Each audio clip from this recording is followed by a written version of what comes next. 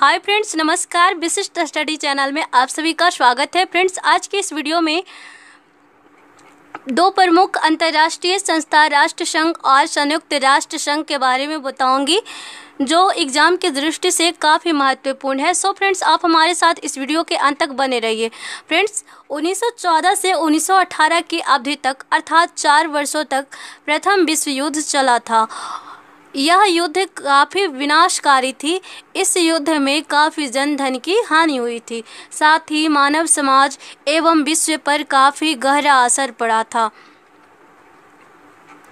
इसलिए विश्व में शांति की स्थापना एवं विनाशकारी युद्ध को रोकने के लिए अंतर्राष्ट्रीय संस्थाओं की आवश्यकता पड़ी।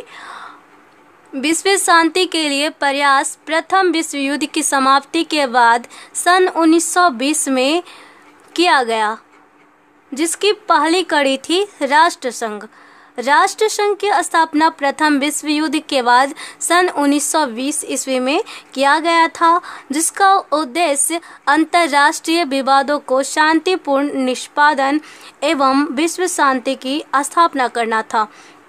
राष्ट्र संघ का मुख्यालय स्विट्जरलैंड के जिनेवा नगर में स्थित थी। फ्रेंड्स, ऐसा माना जाता है कि राष्ट्र संघ वुडरो विल्सन के दिमाग की उपज था। नेक्स्ट है, सन 1918 ईस्वी में अमेरिकी राष्ट्रपति वुडरो विल्सन ने सुप्रसिद्ध 14 सूत्री योजना का प्रतिपादन किया।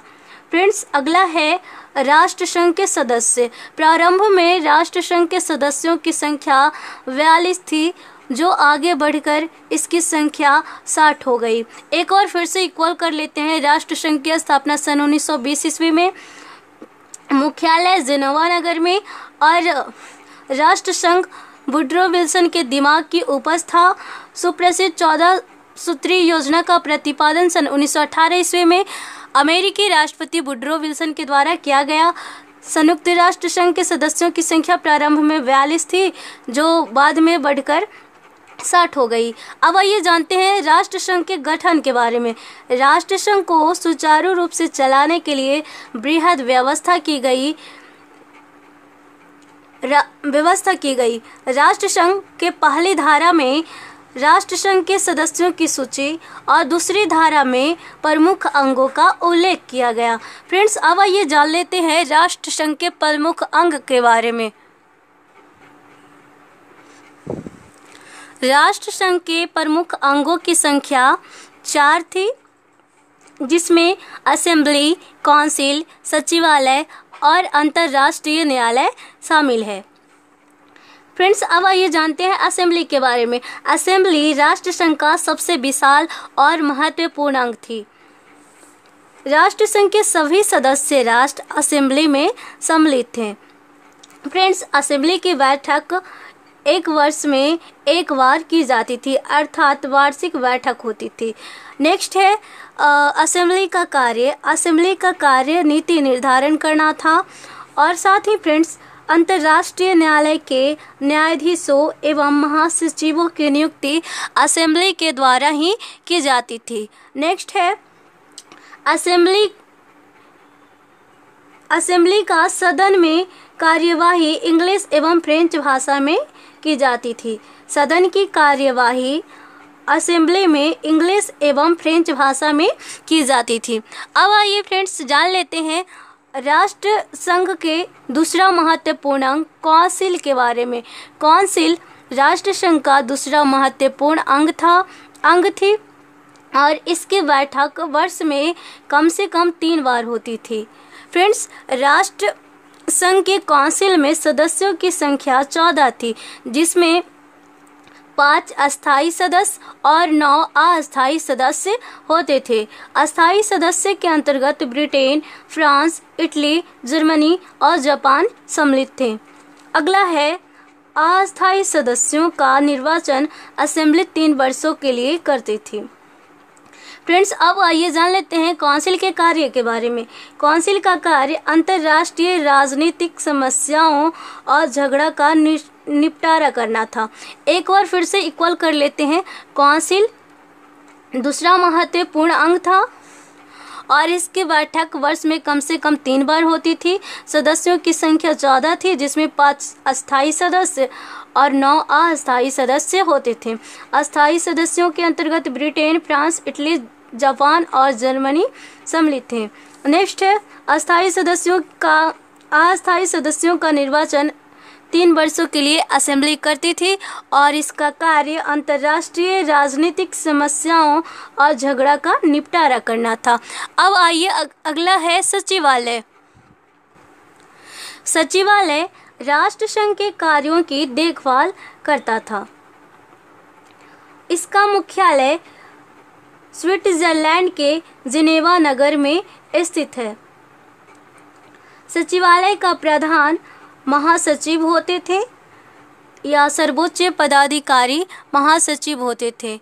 नेक्स्ट है अंतर्राष्ट्रीय न्यायालय।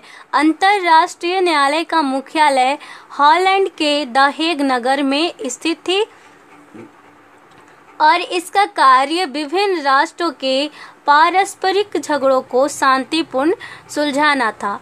फ्रेंड्स, राष्ट्रसंघ का विघटन द्वितीय विश्व युद्ध के बाद सन 1940 ईस्वी में हो गया, क्योंकि फ्रेंड्स इस राष्ट्रसंघ के होते हुए भी द्वितीय विश्व युद्ध सन 1939 से 1945 की अवधि तक चला और राष्ट्रसंघ निस्सहाय बना रहा।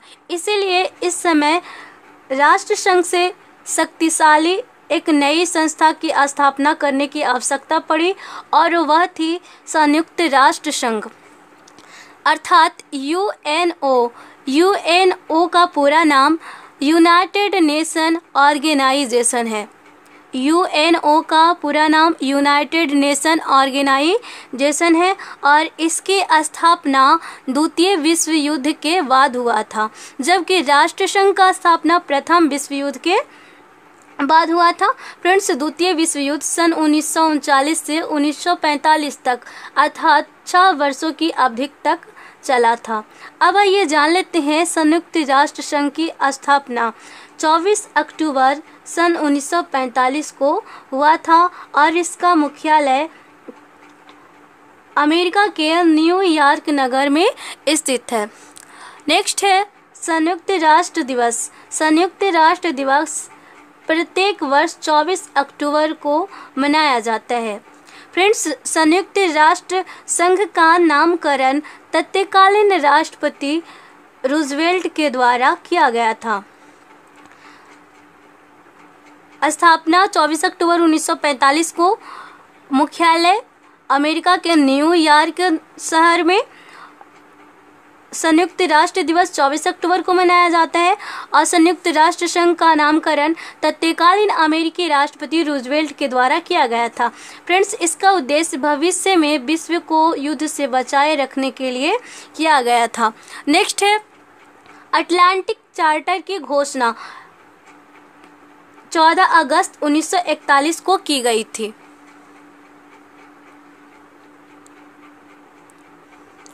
इसमें विश्व शांति की स्थापना के लिए कुछ सिद्धांतों का उल्लेख किया गया और इसके बाद इस दिशा में प्रयास आरंभ कर दिए गए और इसके लिए अनेक सम्मेलन आयोजित किए गए। इनमें प्रमुख है मास्को सम्मेलन सन 1943, तेहरान सम्मेलन 1943। मास्को सम्मेलन और तेहरान सम्मेलन सन 1943 में आयोजित किए गए थे। नेक्स्ट है डम्बार्टन ओस्क सम्मेलन। डम्बार्टन ओस्क सम्मेलन सन 1944 में किया गया था और इस सम्मेलन में ही संयुक्त राष्ट्र की स्थापना की योजना बनाई गई थी। अगला है याल्टा सम्मेलन और सैन फ्रांसिस्को सम्मेलन। याल्टा सम्मेलन और सैन फ्रांसिस्को सम्मेलन की स्थापना 1945 में की गई थी। फ्रेंड्स, मास्को और तेहरान सन 1943 और डम्बार्टन ओस्क सम्मेलन 1944 और इस सम्मेलन में ही संयुक्त राष्ट्र संघ की स्थापना का योजना बनाई गई थी और सन 1945 में याल्टा सम्मेलन और सैन फ्रांसिस्को सम्मेलन आयोजित किए गए थे। फ्रेंड्स, वर्तमान में संयुक्त राष्ट्र संघ में सदस्यों की संख्या 193 है और संयुक्त राष्ट्र संघ का नवीनतम सदस्य दक्षिण सूडान 2011 में इसकी सदस्यता ग्रहण किया था। नेक्स्ट है वर्तमान में संयुक्त राष्ट्र संघ का अध्यक्ष एंटोनियो गुटेरस है। अब आइए जानते हैं संयुक्त राष्ट्र संघ के आधिकारिक भाषा के बारे में। संयुक्त राष्ट्र संघ के आधिकारिक भाषा 6 है, जिसमें चीनी, फ्रांसीसी, स्पेनिश, रसिया, अंग्रेजी और अरबी भाषा सम्मिलित है। एक बार फिर से देखते हैं, चीनी, फ्रांसीसी, स्पेनिश, रसिया, अंग्रेजी और अरबी भाषा सम्मिलित है, जबकि कार्यकारी भाषा अंग्रेजी और फ्रेंच है। संयुक्त राष्ट्र संघ का कार्यकारी भाषा अंग्रेजी और फ्रेंच है। अब फ्रेंड्स जान लेते हैं संयुक्त राष्ट्र संघ के प्रमुख अंग के बारे में। संयुक्त राष्ट्र संघ के प्रमुख अंग 6 हैं, जिसके अंतर्गत जनरल असेंबली, सुरक्षा परिषद, सचिवालय, अंतर्राष्ट्रीय न्यायालय, संरक्षण परिषद और आर्थिक और सामाजिक परिषद शामिल है। और फ्रेंड्स आइए संयुक्त राष्ट्र संघ के जनरल असेंबली के बारे में जानते हैं।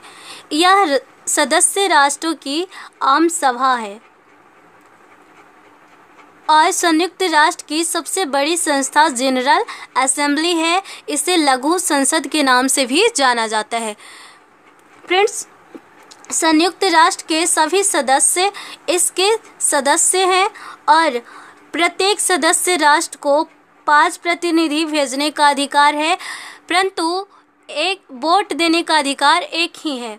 नेक्स्ट है बैठक। जनरल असेंबली की बैठक प्रति वर्ष एक बार सितंबर माह में की जाती है। अब आइए जान लेते हैं जनरल असेंबली के मुख्य कार्य के बारे में।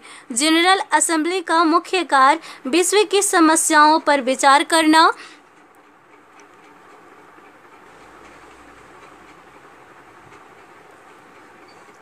विश्व शांति के लिए अंतर्राष्ट्रीय सहयोग करना, संयुक्त राष्ट्र का बजट पारित करना और नए राष्ट्रों की सदस्यता प्रदान करना जनरल असेंबली का मुख्य कार्य है। फ्रेंड्स संयुक्त राष्ट्र संघ में असेंबली के बाद सुरक्षा परिषद दूसरा महत्वपूर्ण एवं सबसे शक्तिशाली संस्था है।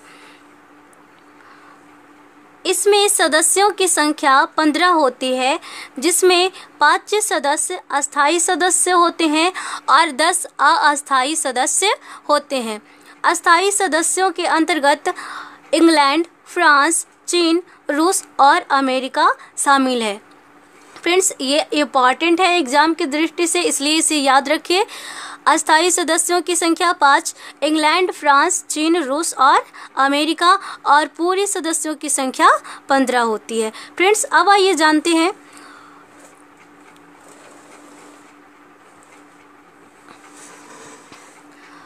वीटो का अधिकार सिर्फ अस्थायी सदस्य राष्ट्रों को ही दिया गया है।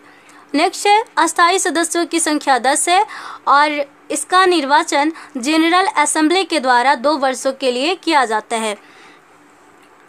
नेक्स्ट है प्रत्येक अस्थायी सदस्य एक मत देने का अधिकार रखता है। अब इसके कार्य के बारे में जान लेते हैं। काउंसिल का कार्य विश्व में शांति और सुरक्षा स्थापित करना और साथ ही अंतर्राष्ट्रीय विवादों एवं झगड़ों को शांतिपूर्ण सुलझाना है।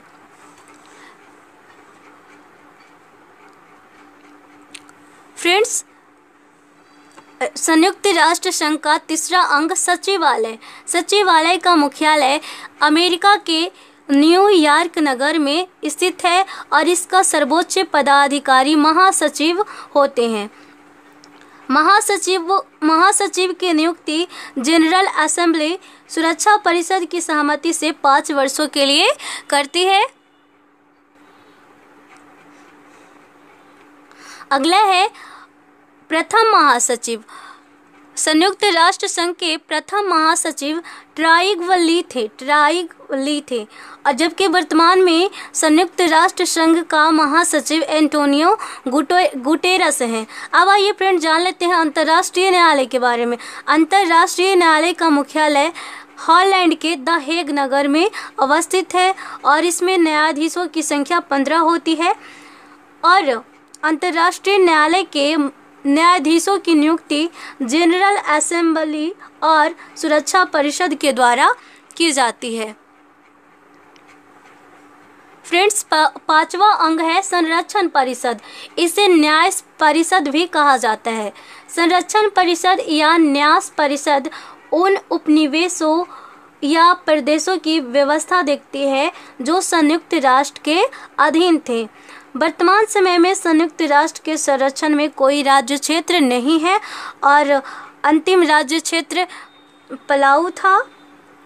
और फ्रेंड्स, 1 नवंबर 1994 से इस परिषद को स्थगित कर दिया गया है। संरक्षण परिषद 1 नवंबर 1994 से स्थगित है और इसका कोई राज्य क्षेत्र नहीं है और पलाऊ अंतिम राज्य क्षेत्र था। अब आइए जानते हैं अंतिम और 6वें संयुक्त राष्ट्र संघ के अंग के बारे में। इस संगठन का मुख्य कार्य विश्व को अधिक समृद्धशाली, सुखी और न्यायपरक बनाने का प्रयास करना है। आर्थिक और सामाजिक परिषद का मुख्य कार्य विश्व को अधिक समृद्धिशाली, सुखी और न्यायपरक बनाने का प्रयास करती है। सो फ्रेंड्स, संयुक्त राष्ट्र संघ अभी वर्तमान में कार्य कर रही है जबकि राष्ट्र संघ का विघटन 1946 में हो चुका है। सो फ्रेंड्स, आज के लिए इतना ही। अगर वीडियो अच्छा लगा हो तो लाइक और शेयर ज़रूर करें। Thank you so much.